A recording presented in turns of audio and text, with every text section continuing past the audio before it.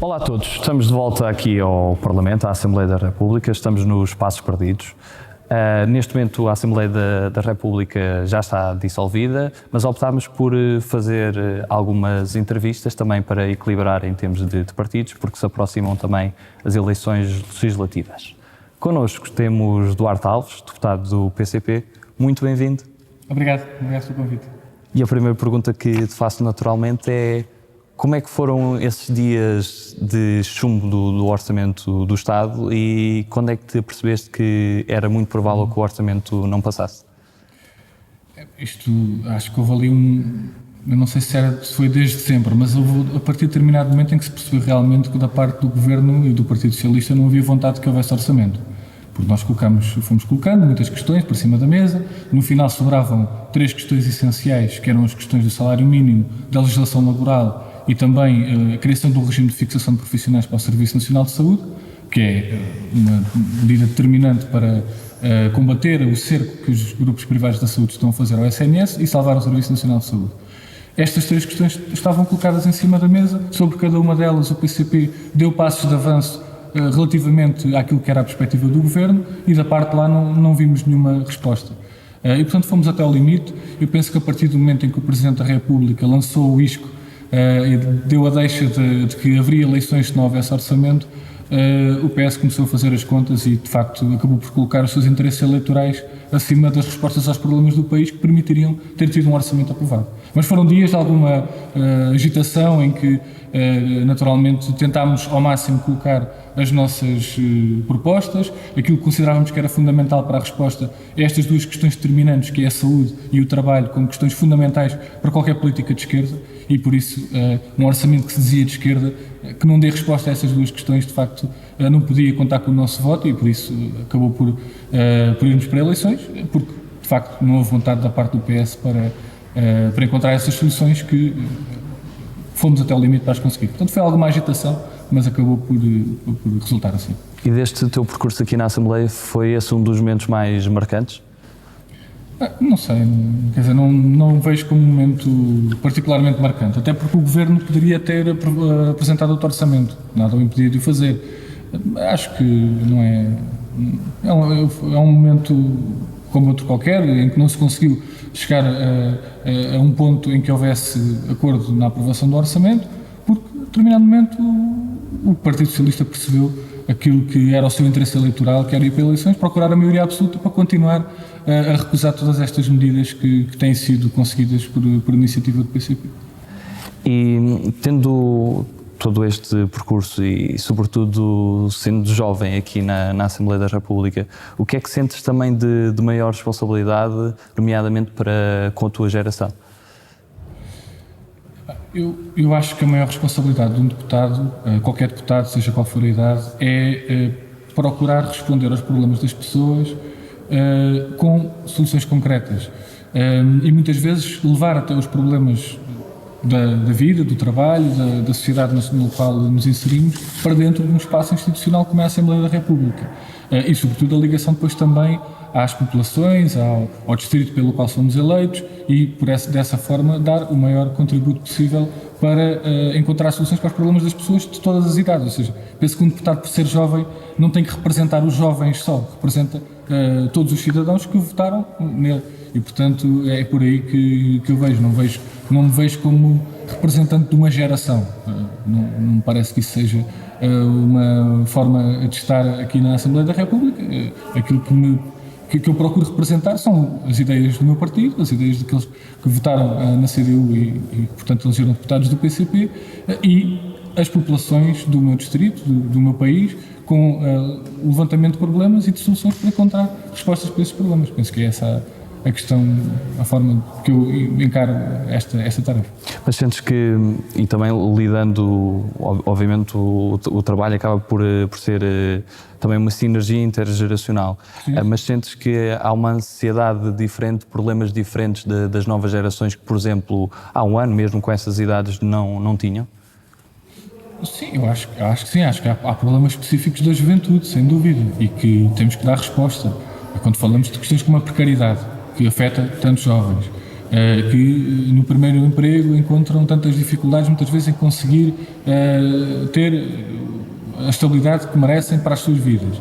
Aí, por exemplo, com um problema que temos, que é o prolongamento do período experimental, feito até pelo atual governo por mais para 6 meses, levando a que muitos jovens estejam 6 meses e depois não sabem o que é que vai vir amanhã. Os baixos salários, que também afetam particularmente os jovens e que impedem muitas vezes até de constituírem família, de poderem decidir ter os filhos que entendem. A questão das creches, né?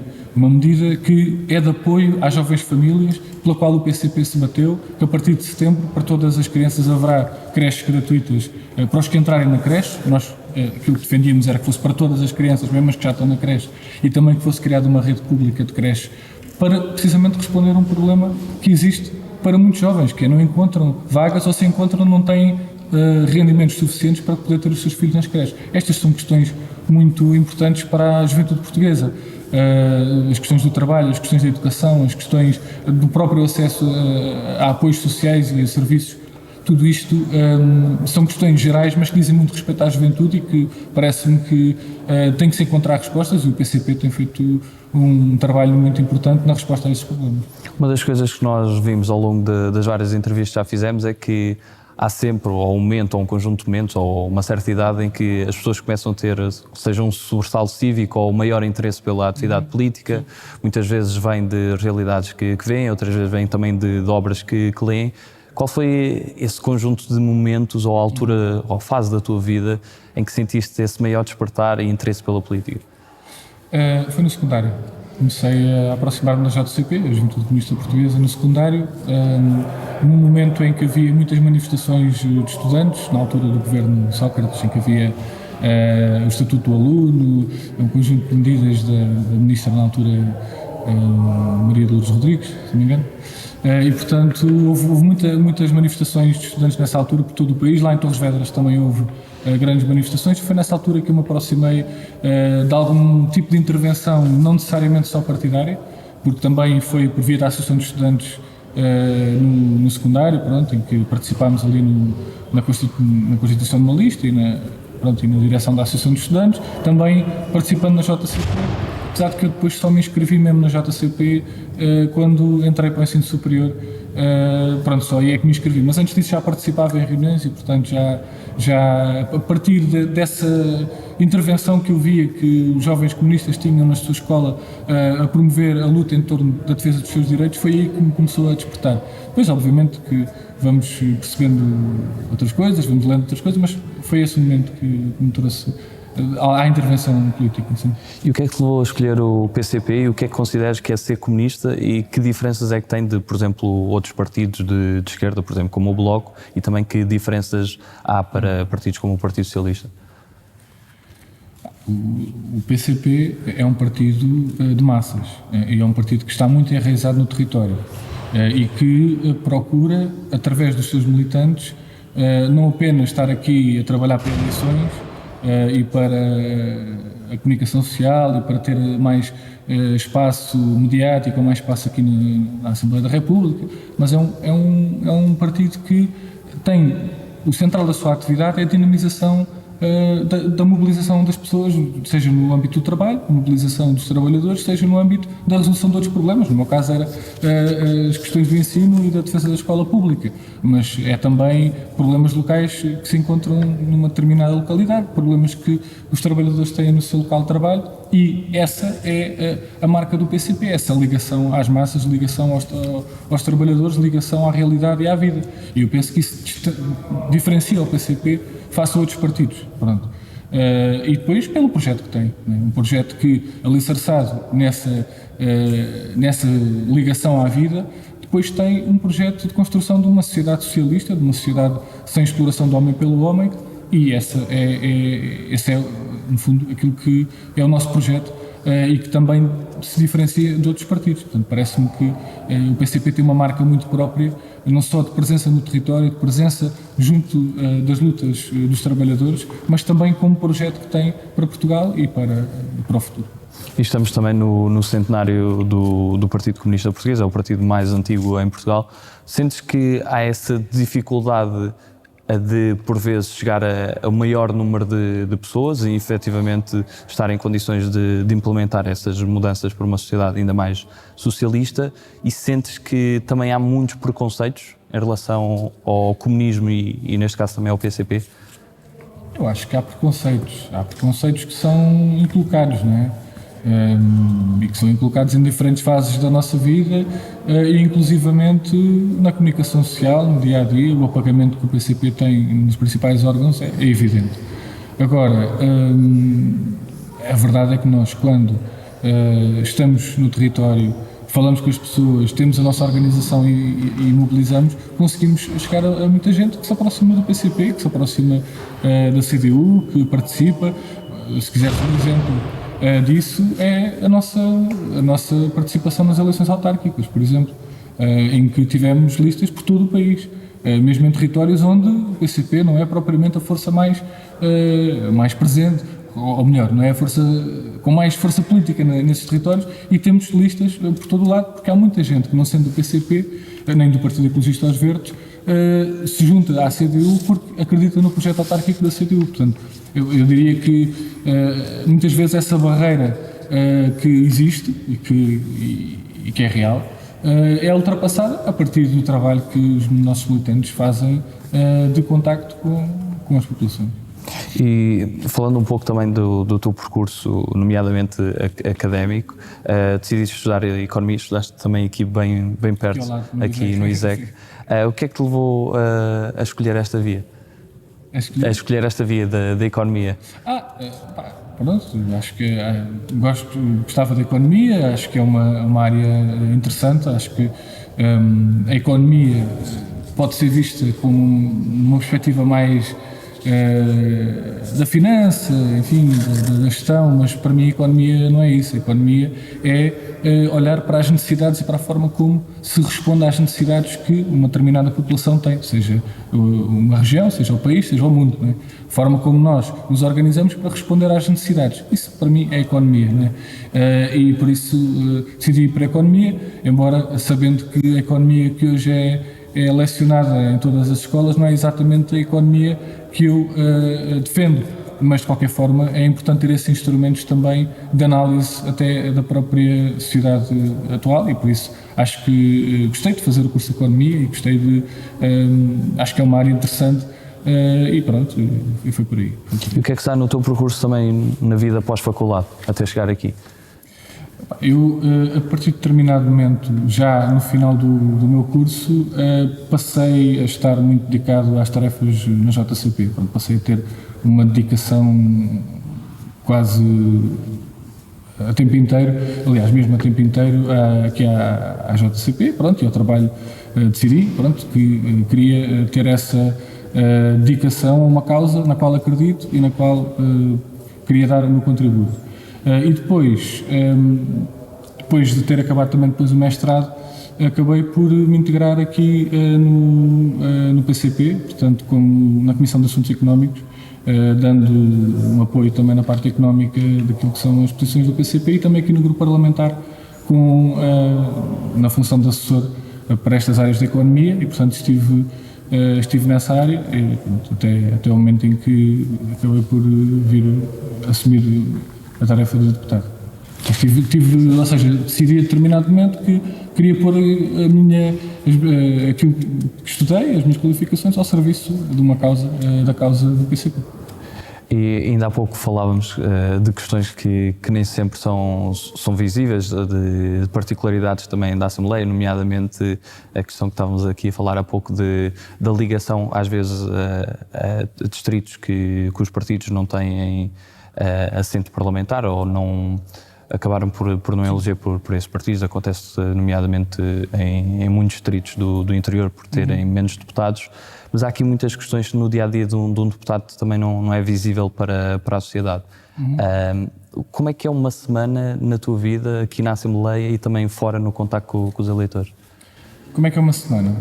Segunda-feira é o dia de contacto com os eleitores, portanto, geralmente estou aqui no Distrito de Lisboa, estou a contactar com associações, sindicatos, comissões de trabalhadores, sei lá, direções, vou reunir com a direção de um hospital, de uma escola, para perceber problemas do território do qual sou eleito, que é aqui o Distrito de Lisboa. De vez em quando também vou ao Distrito da Guarda, porque, como tu dizias, nós temos aqui, pronto, uma prática no grupo parlamentar do PCP, que é, mesmo os distritos onde não temos deputados eleitos, há sempre um deputado que faz ligação a esse distrito e que, naturalmente, tem que ter um acompanhamento, não tão profundo como o acompanhamento que tem do distrito pelo qual é eleito, mas que ainda assim procura ter uma ligação a essa região. Portanto, também poderei estar na Guarda algumas segundas-feiras ao longo da legislatura.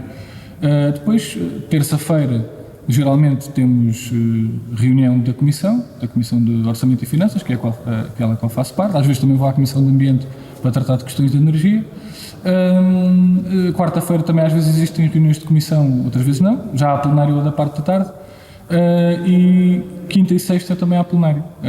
Quinta-feira também temos geralmente as reuniões dos grupos parlamentares de manhã. E esta é uma semana, mas depois no meio disto há muita coisa a acontecer, há muitos contactos que se fazem, muitas reuniões, recebemos aqui todo o tipo de entidades que pedem reuniões, encontros, portanto deslocamos muitas vezes a algumas instituições, outras vezes recebemos cá peticionários, associações que querem reunir connosco, querem nos apresentar um problema, portanto é uma semana muito preenchida e depois ao fim de semana também muitas vezes há esse tipo de contactos e de ações de contacto com o eleitorado, digamos assim. Uma das coisas que também sentimos que é curiosa e se calhar também às vezes não passa é que, apesar de, e sentido isto com os deputados, apesar de haver grandes divergências ideológicas do PCP perante outros partidos, sente-se que há um respeito de outras bancadas porque sabem o que podem contar e sabem também que há uma forma mais séria, se calhar, de estar na política. Achas que isto vem muito de razões históricas, de ser um partido já neste momento centenário e que orientação é que se sente também quando se cá chega de códigos de conduta ou de ética também e de forma de estar na política? Isto é um bocado difícil de elegir-se em causa própria, não é? Quer dizer, seria mais engraçado perguntar a um deputado de outro partido porque é que se calhar tem esse respeito pelo PCP. Eu estar aqui a dizer é um bocado, pode ser um bocadinho mal visto. Mas eu diria que há uma questão histórica, obviamente, não é? O respeito histórico pelo PCP, por aquilo que representa, não só do ponto de vista parlamentar, histórico que tem desde o início da democracia, mas até daquilo que foi o papel insubstituível do PCP na luta contra o fascismo e pela democracia. Portanto, haverá esse respeito? Acredito que sim.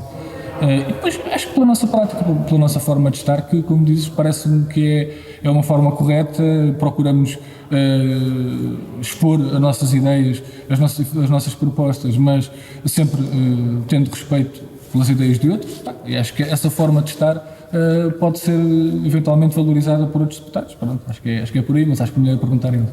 E sentes agora também outra coisa mais ligada com o PCP? O PCP também tem uma forte ligação aos sindicatos. Sentes que também tem essa maior responsabilidade de ter essa ligação não só aos movimentos ditos de rua, os movimentos como manifestações, mas de ter essa maior ligação a alguns representantes de algumas classes e de classes trabalhadoras, nomeadamente? Isso é um aspecto determinante da identidade do PCP, que é a ligação aos trabalhadores e às suas organizações. Agora, a ligação que o PCP tem do ponto de vista de direção de sindicatos e de confederações sindicais, esse papel de direção que de alguma forma assume, só é assim porque os trabalhadores votam nas listas encabeçadas pelos comunistas, ou nas quais os comunistas participam nos vários sindicatos, porque os sindicatos, em muitos sindicatos existem várias listas com diferentes tendências, e mesmo na CGTP há diferentes tendências internas, há pessoas que são do PS, há pessoas que são do Bloco de Esquerda, há também uma tendência católica, que participa também na CGTP. Portanto, a CGTP é um espaço amplo, né, em que participam pessoas de muitos partidos diferentes e os vários sindicatos que integram o movimento sindical, a mesma coisa. Os comunistas, pelo tal papel que assumem todos os dias na mobilização, na organização da luta, na organização dos próprios sindicatos, acabam por ser reconhecidos pelos trabalhadores sindicalizados que depois elegem dirigentes comunistas e não só, e muitos outros que não são comunistas, mas que participam nesse espaço unitário que é o movimento sindical. E é um aspecto muito importante da nossa atividade e que naturalmente faz parte da identidade do PCP estar junto dos trabalhadores, estar junto das suas reivindicações e na mobilização, não apenas na proposta aqui na Assembleia, mas na mobilização para as lutas todos os dias à porta da empresa, muitas vezes enfrentando as pressões patronais, as pressões que vão sendo colocadas até à vida de cada um, mas mobilizando os trabalhadores para essa luta que é determinante e que os direitos para serem assegurados e para serem mantidos têm que ser exercidos e por isso a importância de haver um movimento sindical que esteja presente nos locais de trabalho e que faça essa mobilização. E de quem tem essa ligação ao movimento sindical e até ao associativismo, sente-se que... Mas sente-se que há hoje em dia menor participação? Ou as formas também são diferentes? Não sei, eu tenho visto os números de sindicalização que têm sido publicados e até não podemos dizer que não haja pessoas a sindicalizarem-se, porque eu acho que as pessoas também vão percebendo que têm vantagem nisso, ou seja, têm vantagem porque façam participar numa organização que depois defende também os seus direitos quando é preciso.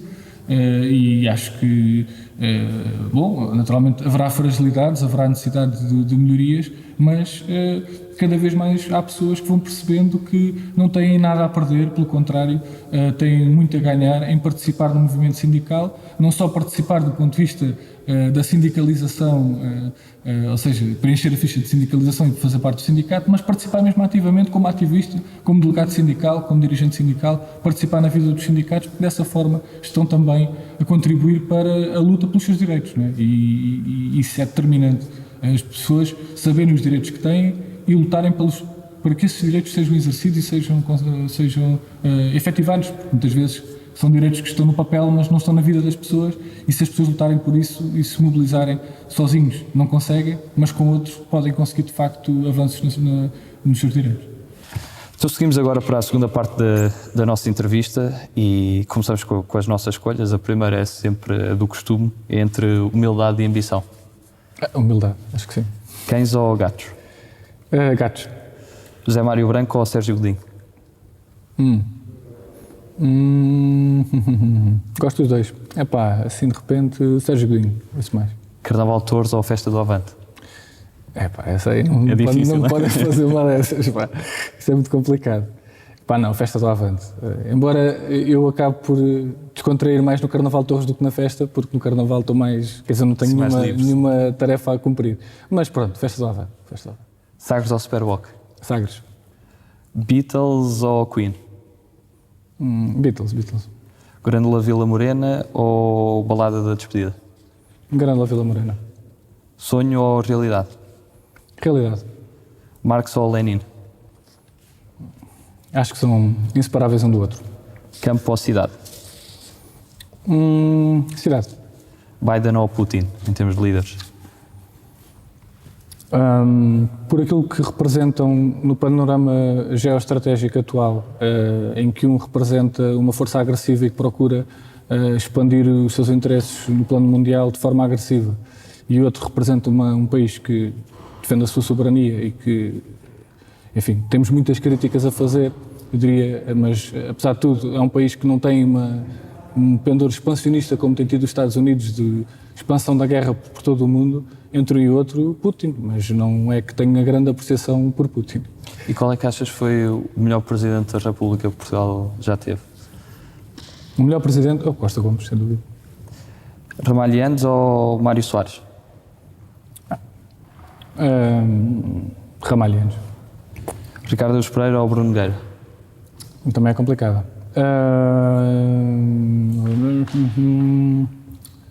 Ricardo Araújo Pereira. Sofia ou Saramago? Saramago.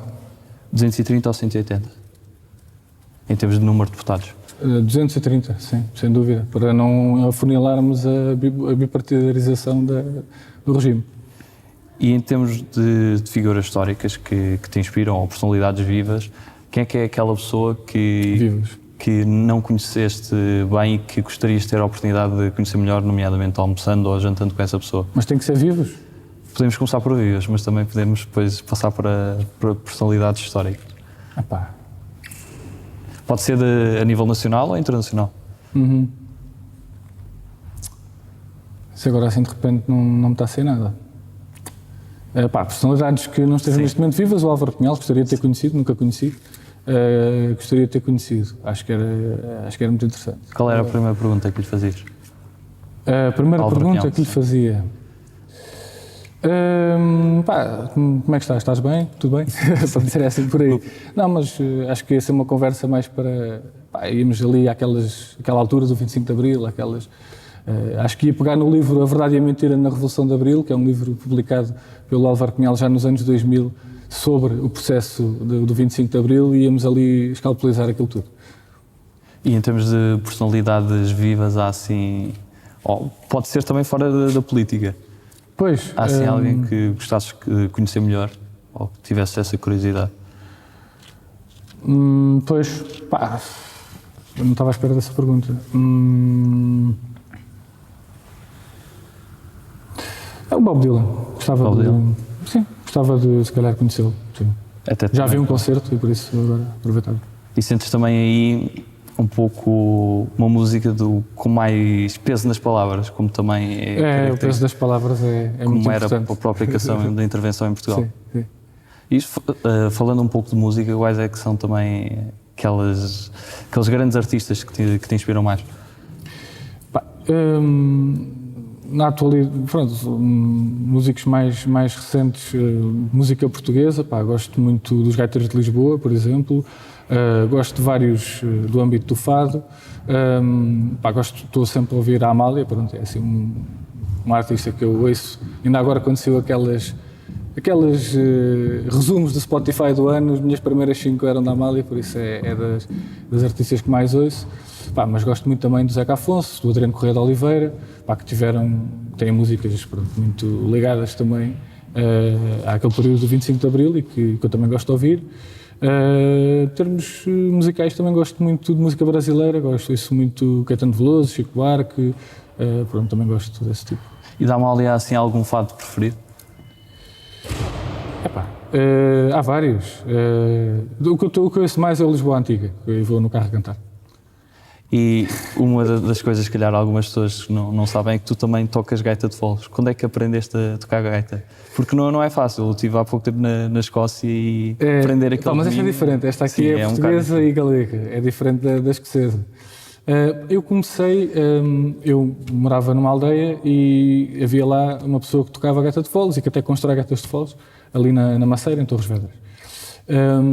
E comecei a ver, interessei-me, mas comecei só consegui entrar mesmo, ir lá aprender com ele, aí no sétimo ano. Depois estive aqui na Juventude da Galiza, em Lisboa também, mas é uma coisa, desde miúdo despertou-me assim uma vontade de tocar aquele instrumento e aprendi, agora já não toco há um tempo, mas de vez em quando ainda pego e toco um bocado. E consegues também ser algo autodidata, tocar músicas um pouco diferentes das tradicionais tocadas em gaita de foles?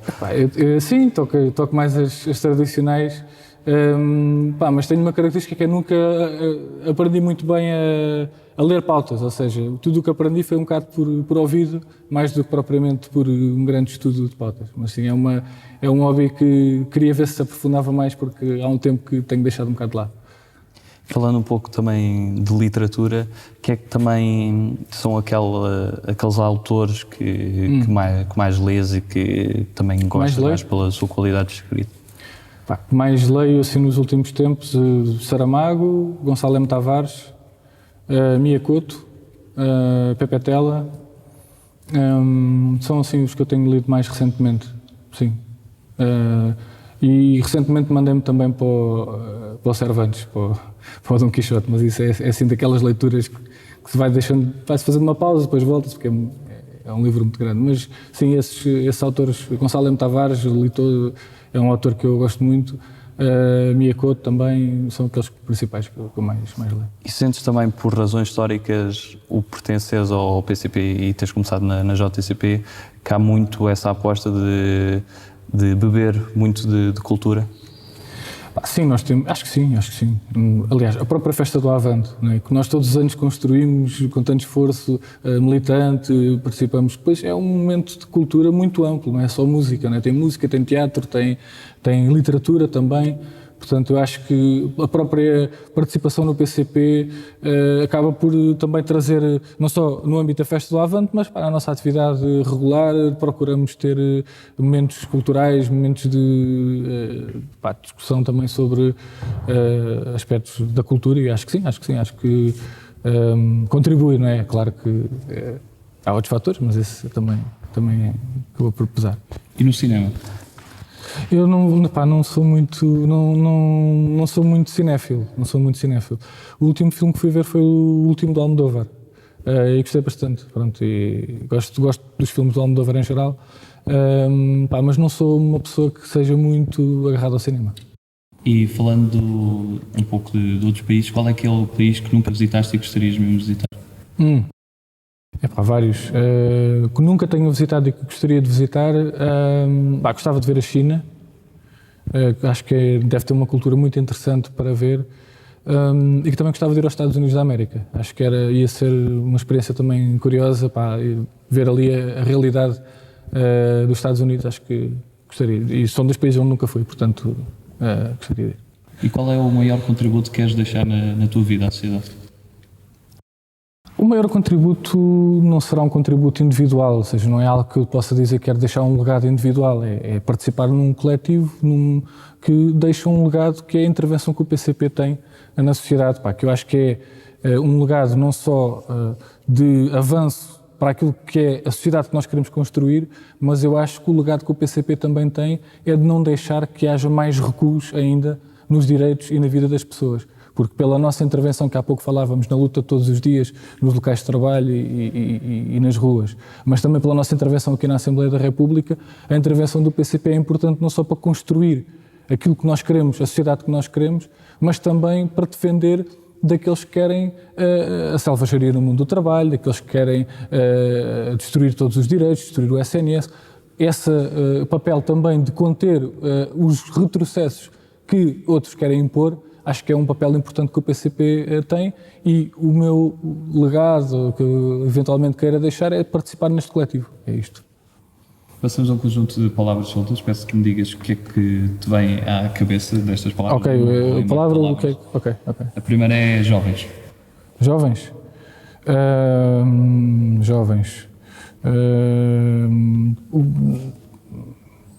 Precariedade e esperança de que é possível uma vida melhor. Camarada. Camarada, amigo. Vampiro. Vampiro? Vampiros. Sim.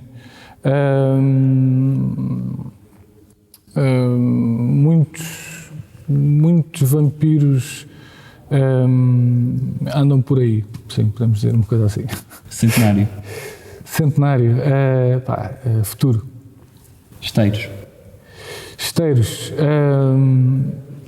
Um passado ao qual não queremos voltar, de imensa exploração sobre aquela juventude operária naquela zona ali de Vila Franca. Sindicatos. Mobilização. Capital. Trabalho, por contraposição. Amor.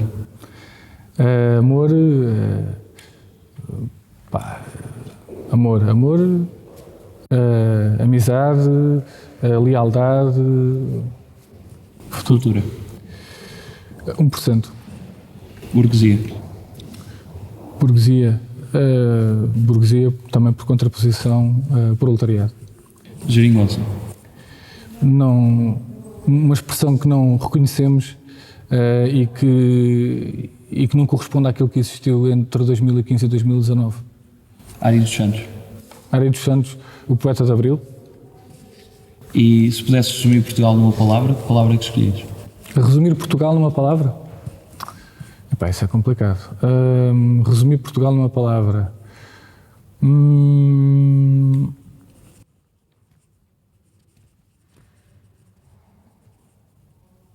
é fácil. Numa palavra só.